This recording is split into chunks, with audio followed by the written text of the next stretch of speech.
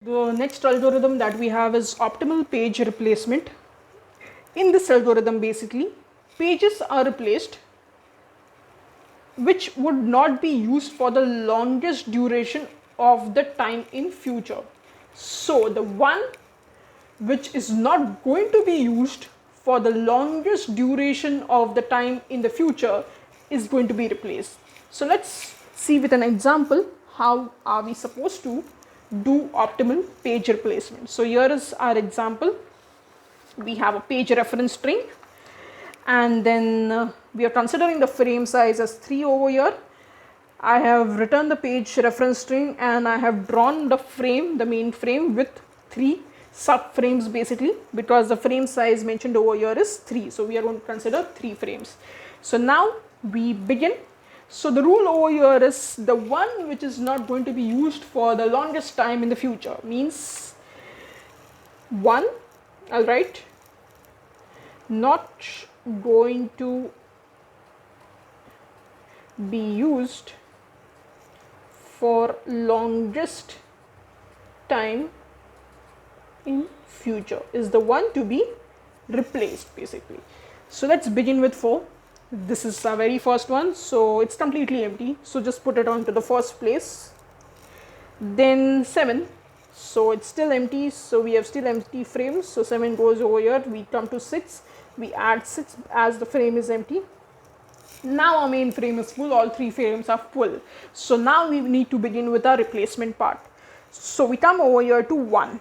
Once we come to 1, we realize that we need to replace someone because the frames are full, and 1 is not a part of any of the 3 frames. It's 4, 7 and 6, so 1 is not a part of this, so we need to replace someone. So we are going to replace someone which is not going to be used in the future for the longest time. So what is not going to be used in the future? Let's see, where is 4, where is 7 and where is 6. So 4, can you see spot 4 in this list? No, we can't. Can we spot 7 in this list? Yes, 7 is spotted, so 7 is going to be used in the future. Then even 6 is spotted, so 6 is also going to be used, but 4 is not going to be used. So we are going to replace 1 by, we are going to replace 4 by 1. So here comes your 1, it's 7 and 6. Now as I've told you all, if it's part, then it's a hit. So 7, we reach over here to 7. Now 7 is already part of one of the frames, so it's a hit. Then we move ahead, 6 is also a part, so it's a hit. Now we move ahead again, 1 is also a part, so it's a hit. Now we reach 2. So after reaching 2, we realize this, that we need to replace it because 2 is not a part of any of the frames. So whom do we replace? The one which is not going to be used in the future for the longest time. So if you notice, we have 7, we have 2. So 7 is there. So 7 can't be replaced basically because it's going to be used in the future after 2. So we can replace either 1 or either 6. Now whom do we replace? Our first criteria to it's only 7 is meeting the criteria. So now 1 and 6 are not meeting the criteria of being used in the future. So whom do we replace? If such kind of situation occurs and there are 2 which are not going to be used in the future, there are 2 which are not going to be used in the future, then you need to apply first in, first out. That is, check where did 1 come into the frame and where did 6 come into the frame. So if you notice, 1 has coming over here and 6 has coming over here.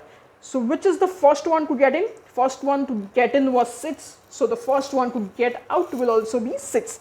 This is only for this situation. See over here, I repeat that 2 is not a part of 176. So we need to add 2 into the list, into one of our frames. But which frames do we add in? They say the one which is not going to be used in the future. Now we have 2 basically. 7 is going to be used, so we can't replace 7. But we have 1 and 6, both of them, which are not going to be used in the future. So now whom to remove out? Whom to remove out? Whom to replace basically? So our first criteria of optimal page replacement goes away. So the second one is basically first in, first out. So let's check for first in, first out basically. So 1 had come into picture over here in this frame and 6 had come in. So 6 is the oldest one which came into, first one to come in, so it's the first one to get out. So we'll be replacing something called as 6. So 6 goes and the rest of the list remains to be the same. 7 is right there, we reach 7, 7 is right there, so it's a hit. 2 is also there, so it's a hit. So total number of page faults, which doesn't, we don't have to count the hits, the rest of them are the page faults. So 1, 2, 3, 4, 5. So we have total page faults of 5.